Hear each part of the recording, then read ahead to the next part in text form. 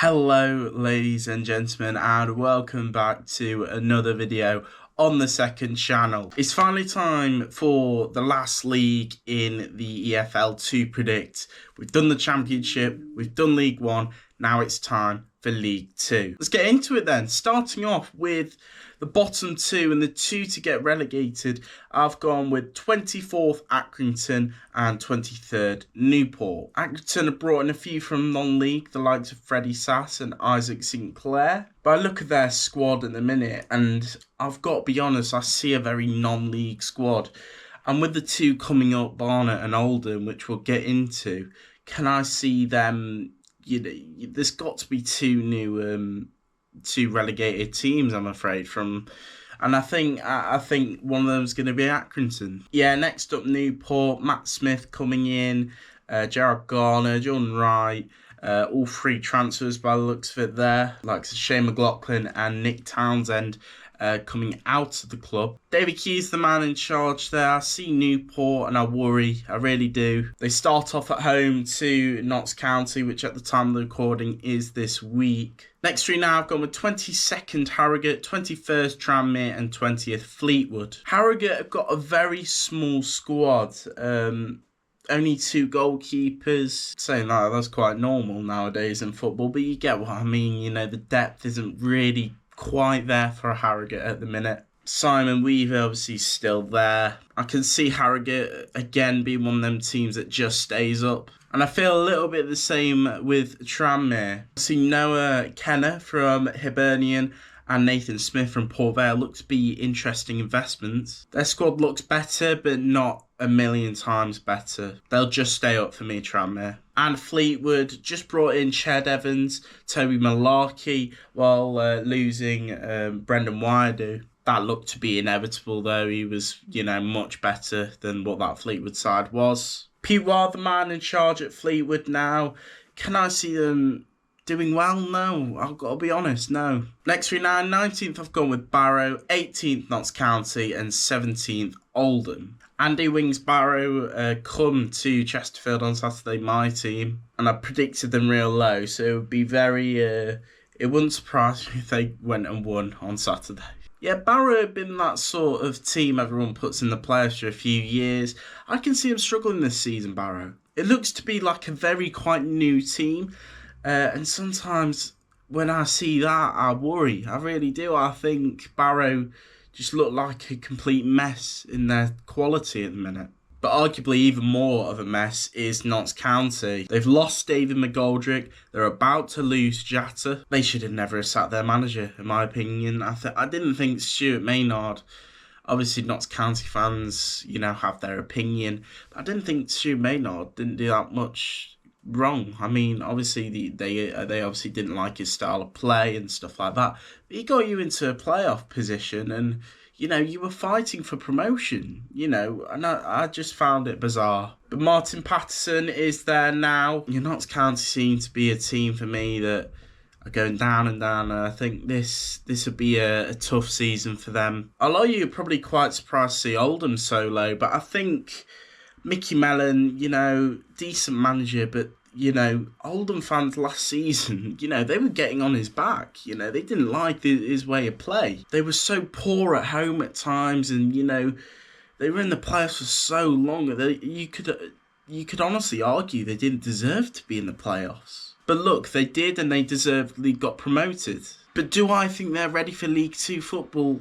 No, I don't think so. And you can make the argument that League Two and non-league are very similar. There's not much of a gap. I think the gap's getting bigger and bigger. I think there's a lot of quality in League Two this season. Next three then, I got with 16th Swindon, 15th Cheltenham and 14th Cambridge. I am not getting on this Swindon hype train. I am not. They will finish mid-table. Swindon are just that mid-table team for me at the minute.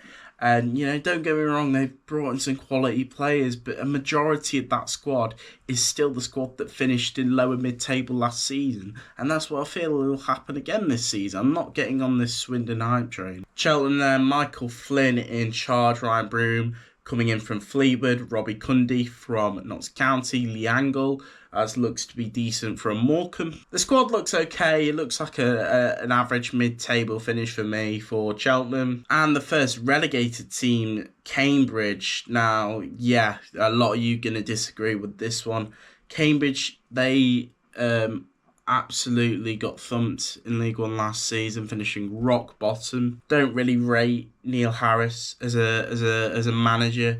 The only decent transfer I can see here are two, and that's Pelly Ruddock Mapanzu from Luton and Dominic Bell from Leyton Orient. Other than that, their squad still looks very, lower end League One, and if you go in lower end League One, you're gonna get lower end League Two. Next three then, in 13th I've gone with Shrewsbury, 12th Salford, and 11th Colchester. Shrewsbury's a little bit the same as Cambridge, however I think their squad has got better quality. It's a shorter squad, but the quality is definitely there. Brought in Tom Anderson from Doncaster, championship winning centre back there. Will Boyle from Wrexham, really good signing in my opinion that. Sam Stubbs from Bradford and Tom Sang from Port Vale. So they've brought in quite a lot of defensive adjustments to that back line at Shrewsbury. And yeah, I think they'll finish mid-table. Maybe they could push on for a playoff place, who knows. Carl Robinson's Salford City then.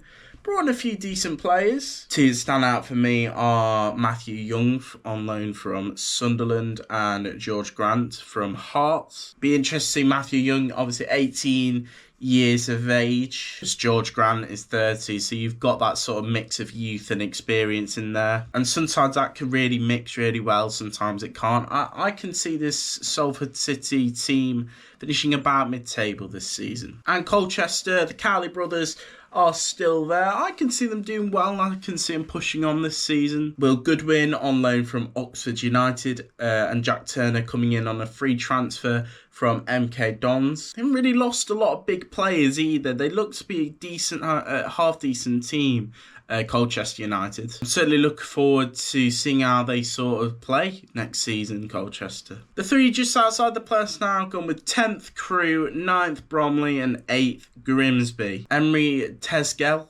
on loan from Stoke City. Tommy O'Reilly on loan from Villa. Josh March coming in on a free transfer from Harrogate. I really like Lee Bell. I think his way of playing is really good. It's quite free and attacking. They've got quite a big squad for this division, and I can see them doing really well this season. Hopefully for them to push on for a playoff place. In my opinion, they'll finish just outside with the quality of teams above. Bromley now, I'm a really big fan of Andy Woodman, and I really like their business that they've done. Carl Cameron coming in from Notts County, Mitch Pinnock from Northampton, as well as William Hondermark from Northampton as well. And obviously, Michael Cheek will score you goals. He's 33 now, for a striker, it's probably still quite good. Can I see him getting top goal scorer next season, Michael Cheek, is another question.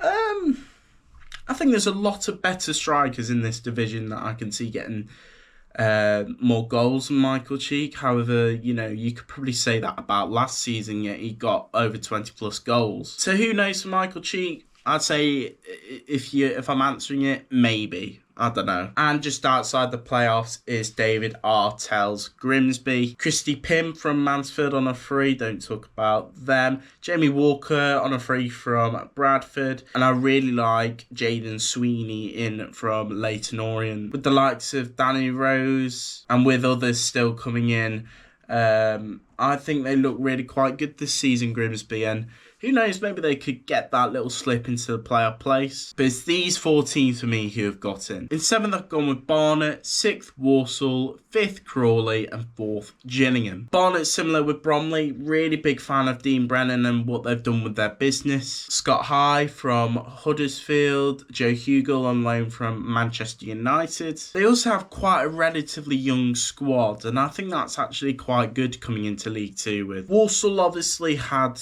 a huge drop-off last season. They were top for so long, and they had the biggest possible drop-off they could have had. I think it will affect them, but I don't think it will affect them too much. I think they still will finish in the playoffs. They have lost the likes of Ryan Stirk and Liam Gordon, but they brought in Aidan Flint from Mansfield, Miles Roberts on loan from Watford, Vincent Harper on a free from Exeter City, while keeping the likes of the never-aging Albert Adoma in that attack for Walsall. I think it looks really positive for them next season. I've gone with fifth for them. Sixth, sorry. In fifth, I've gone with Crawley. Scott Lindsay's obviously gone back. Didn't really, he struggled to save that Crawley team last season. I think anyone would. He's done it before with Crawley. I think he'll do it again. I think he'll finish in the playoffs. If they'll win the playoffs is another story. That's before they even get into the playoffs. Harvey Davies on loan from Liverpool. Dion Pereira on a free from Luton. And Kabongo Shamanga on a free from Peterborough United. Now, being a Chesterfield fan, he wasn't suited for our system, but everywhere he's gone, he seems to score goals. So I think this is a good addition for Crawley. Firepower in that attack. Let's talk about Gillingham. Then Gareth Ainsworth obviously came in last season. Now, when they came to us towards the end of last season, they had like 3 draws in their first 3 games or something like that. I thought they were brilliant when they came to us, in all honesty. I thought they really shut us out. I said if that team has, a bit of additions in the summer, which they looked to have brought in, the likes of Sam Vokes, then I could see him doing really well, is what I said. And, well, we're in the summer now, just before the new season, and I can still see them doing so well. I put them 4th in the playoffs purely because the 3 above them are far superior to the rest. And third, I've gone with Bristol Rovers, second Chesterfield, and first MK Dons. Bristol Rovers don't have the biggest squad, but the quality they do have in that squad is unreal. Jack Sparks, obviously I know of last season, absolutely outstanding addition that is from Peterborough. Young Ryan Howley coming in from Coventry at the age of 21, and I'm a really big fan of Darryl Clark. I think he was quite unlucky to be relegated with them last season. At times, sometimes just not your season, and I think that was what it was a bit at Bristol Rovers. I think they'll go straight back up though. I can just see so much quality in that squad.